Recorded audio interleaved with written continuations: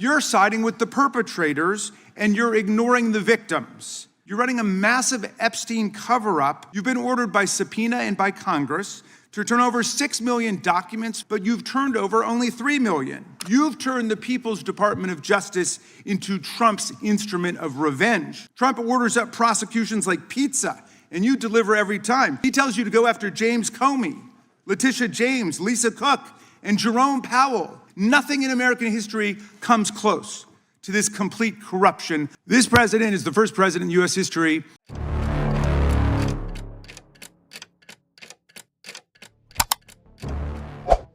(2026년 2월 9일) 오전 10시 워싱턴 소재 미국 하원 사법위원회 회의실에서 예정된 일상적인 청문회는 예상치 못한 불편한 양상으로 전개되었다. 하원 사법감독 청문회라는 맥락에서 소환된 팸 본디 법무장관은 입법부와 법무부 간의 관계에서 일반적으로 형식적인 행사인 이 청문회가 단순한 제도적 일정의 한 단계에 그치지 않음을 빠르게 드러냈다. 카메라가 켜진 상태에서 참석한 의원들, 주목하는 기자들, 그리고 제프리 앱스타인이 주도한 성착취 네트워크의 생존자 수십 명이 핵심 증인 바로 뒤에 앉아 있는 가운데 그곳의 분위기는 단순히 오가는 말이나 미리 작성된 질문들로만 설명될 수 없는 긴장감으로 가득했다. 그것은 수년간 쌓여온 긴장이었다. 그리고 그 순간 제도적 억제의 장벽을 뚫을 방법을 찾았다.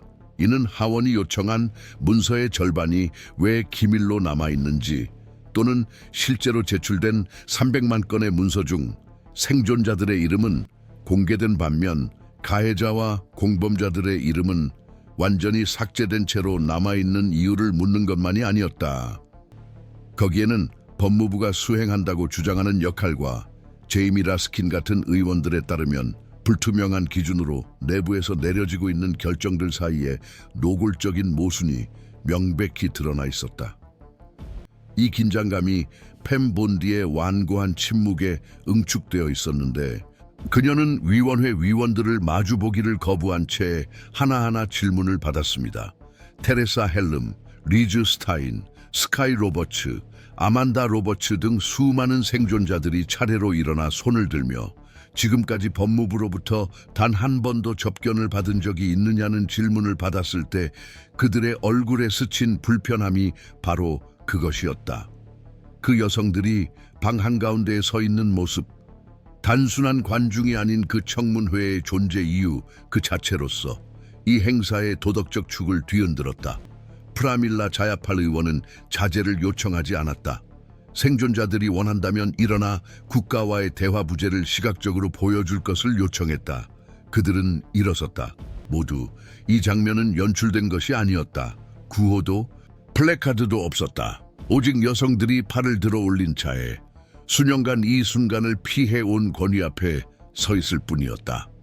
아마도 그 때문이었을 것이다. 위원회 내 민주당 소수당 선임위원인 제이미 라스킨의 발언이 그토록 무게감을 갖게 된 이유다. 그는 격앙된 어조로 말하지 않았다. 그러나 그는 쉽게 회피할 수 없는 사실들의 연결고리를 제시하며 말했다. 그는 도널드 트럼프가 임명한 팸 본디의 행정부가 문서 제출 명령을 체계적으로 회피해왔다고 지적했다.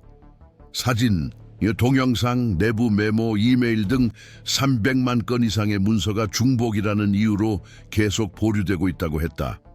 그리고 그럼에도 불구하고 제출된 자료는 더 심각한 문제를 드러냈다고 했다. 가해자들의 이름을 의도적으로 숨기고 신원 공개에 동의하지 않은 피해자들을 부당하게 노출시킨 것이다. 라스킨의 핵심 비난은 행정적 실수가 아니라 그가 단호한 어조로 대규모 은폐라고 규정한 법무부 핵심에서 주도된 제도적 관행에 관한 것이었다. 그에 따르면 이는 더 이상 추측이나 정치적 주장이 아니라 피해자를 보호해야 할 기관이 권력자들을 보호하는 필터로 변모했음을 보여주는 문서화된 결정들이었다. 부분적으로 공개된 문서들에는 학대 내용, 관련자 이름, 금융거래 기록이 담긴 메모들이 포함되어 있었다. 그러나 인신매매, 강간, 유인 혐의로 기소된 남성들의 이름은 가려져 있었다. 반면 신원 공개를 허락한 적 없는 여성들의 이름은 사진, 주소, 사적인 세부 사항과 함께 노출되었다. 라스킨에 따르면 이는 너무나 명백한 불균형이어서 위협과 침묵을 강요하려는 시도로밖에 읽힐 수 없었다. 청문회는 또한 위기의 제도적 양상을 확대하는 부수적인 경로들을 다루었다. 라스킨은 가면을 쓴 연방 요원들에게 살해된 시인 레네 구디의 사건과 국경 순찰대 요원에게 총격을 당한 교사 마리아마르 마르티네즈의 사건을 상세히 언급했다.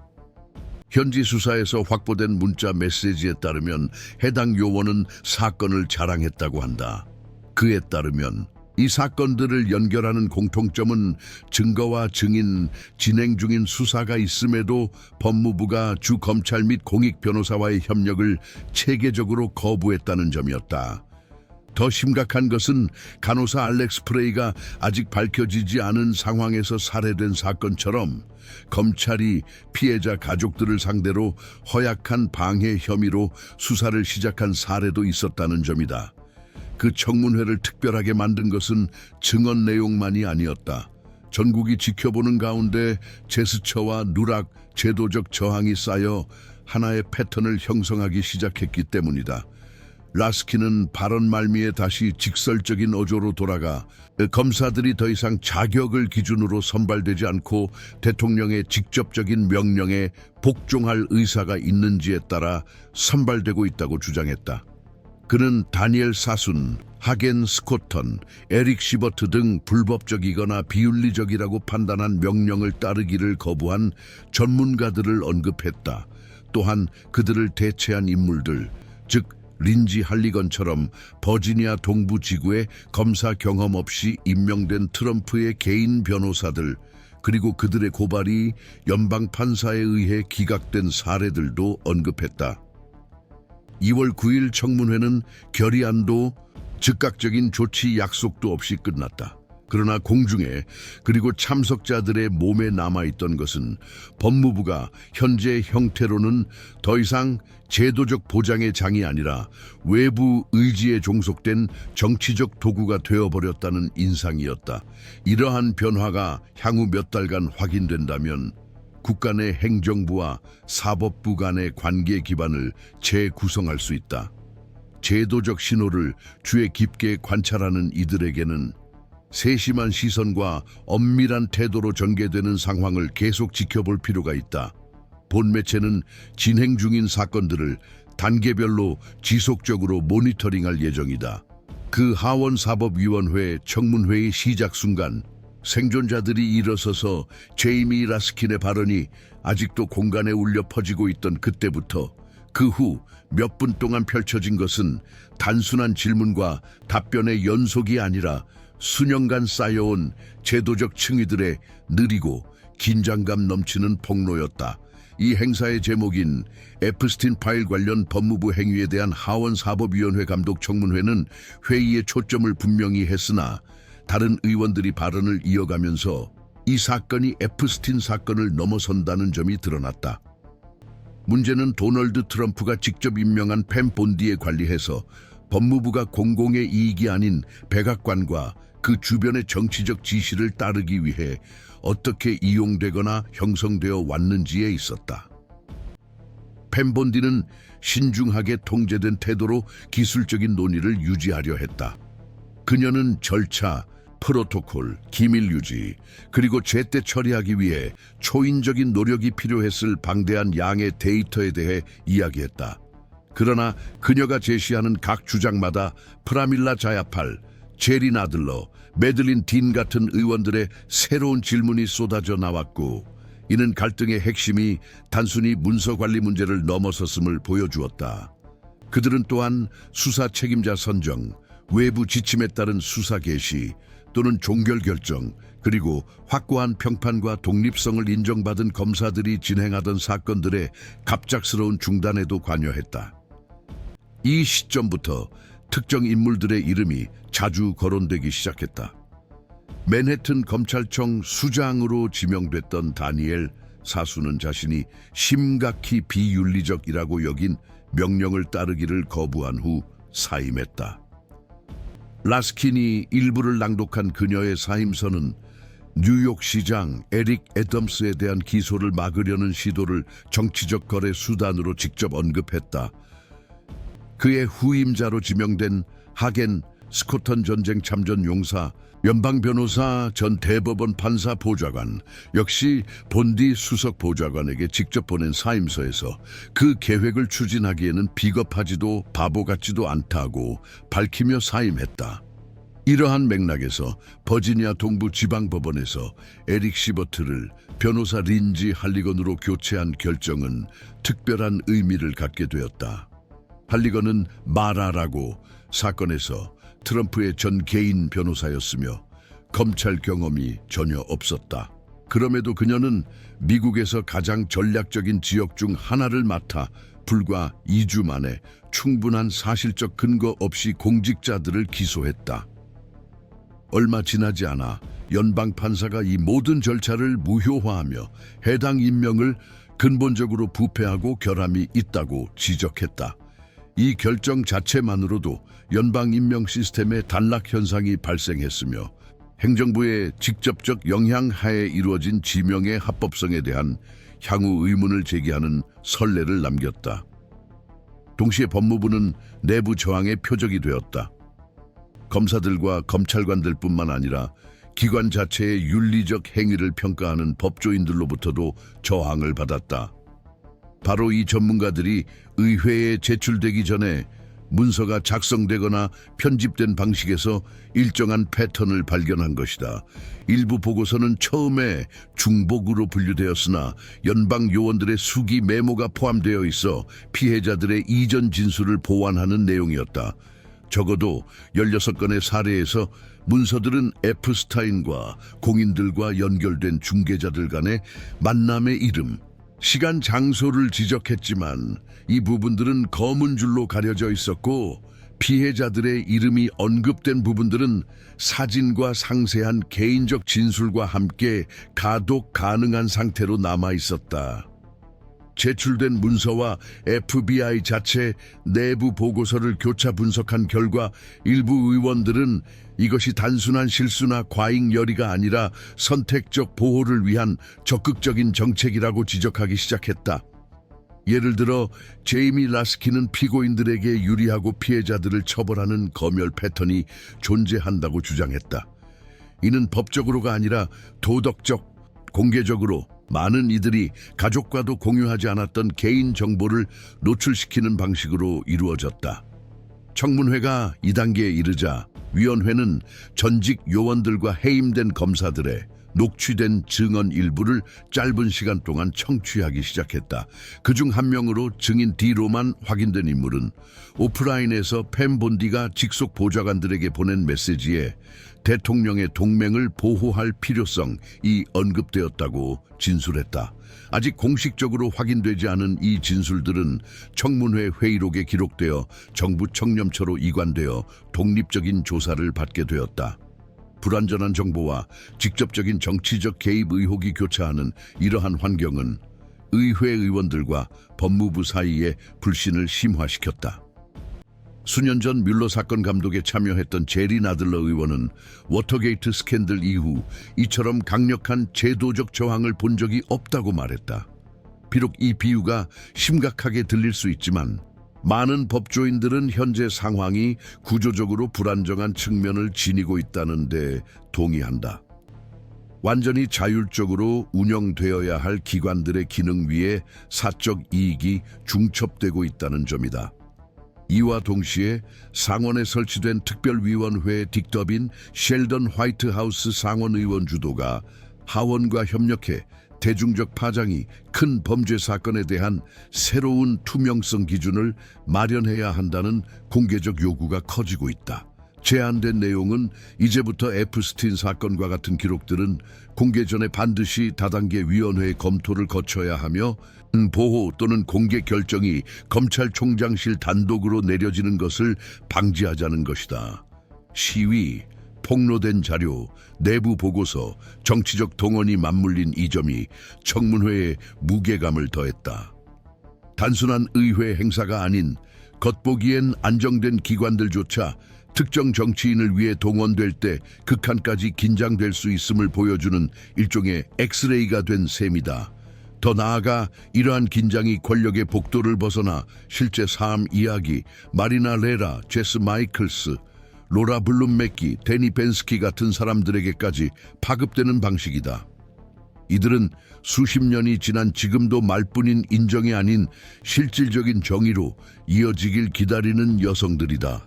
정보가 수사학을 압도하는 이런 순간에는 비판적이고 지속적인 모니터링이 필수 불가결하다. 맥락 분석과 제도적 신호 추적은 현재 진행 중인 사태의 심각성을 이해하는 데 필수적이다. 따라서 단순히 사건을 지켜보기만 하는 것이 아니라 깊이 있게 이해하고자 하는 이들에게는 진지한 편집적 탐구, 공간과의 연결을 유지하는 것이 여전히 핵심 도구로 남아있다.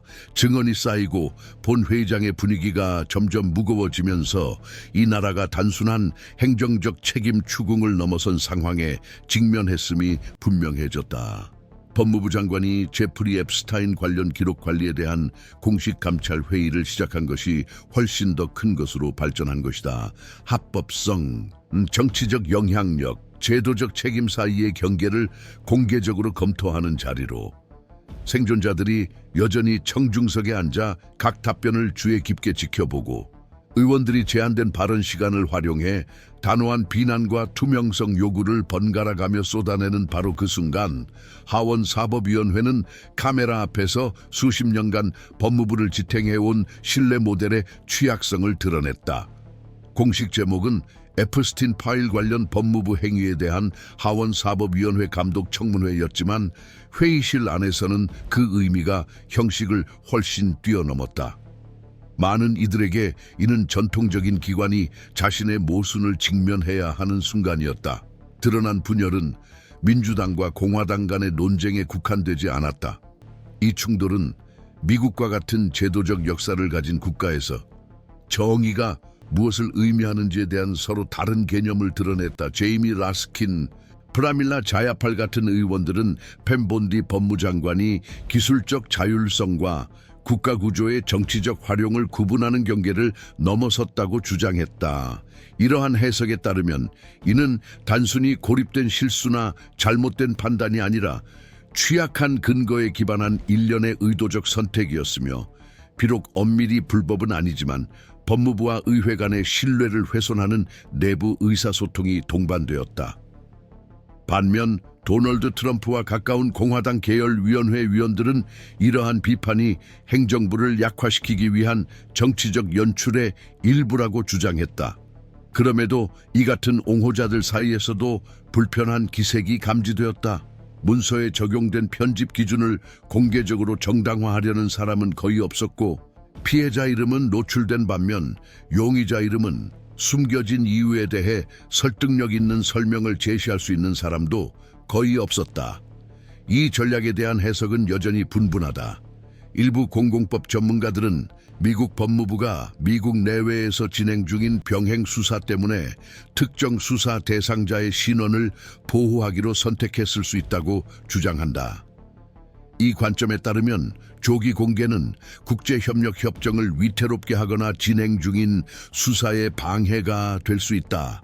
그러나 다른 법학자들은 동시에 익명성을 요청한 사람들의 정보가 공개된 점을 지적하며 이 같은 정당성에 의문을 제기한다. 이러한 표면적 모순은 법적 보호와 공정한 투명성에 대한 대중의 기대가 충돌하는 민감한 영역으로 논쟁을 옮겨놓는다.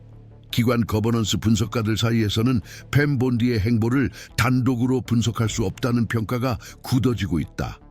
그녀의 행동은 도널드 트럼프가 연방정부의 전략적 인사 및 행정 지침에 대한 직접적 영향력을 회복한 더 넓은 맥락에서 이해되어야 한다. 이러한 상황에서 다니엘 사순, 하겐 스코튼, 에릭 시버트 등 직위를 떠난 검사들의 증언은 추가적인 중요성을 얻는다. 그들의 서한에는 빈번한 정치적 압력, 개인적 충성도와 연관된 교체, 민감한 것으로 간주되는 수사를 전환하라는 간접적 지시가 언급되어 있다. 이러한 주장의 범위에 대해 절대적인 합의는 없지만 이 증언들의 내용은 내부적 마모에 대한 인식을 심화시킨다. 의회 차원에서는 대응 방안이 여전히 논의 중이다. 위원회 일부 구성원들은 제프리 앱스타인 관련 기록 처리 과정과 연방 기소 시스템 인사 임명 기준을 상세히 검토하기 위해 법무부 외부 독립조사 개시를 주장한다. 다른 측은 기존 기구를 강화해 정부회계감사원 GAO과 전문직책임사무소 OPR의 권한을 확대하고 해당 문서에 대한 자동 접근권을 보장하는 방안을 선호한다. 쟁점은 조치의 깊이와 시행 속도에 집중된다. 절차가 제도적 속도를 따르는 동안 대중의 신뢰는 뚜렷한 흔들림을 보이고 있다. 2026년 2월 9일 열린 청문회는 화해나 즉각적인 개혁 발표 없이 종료되었다.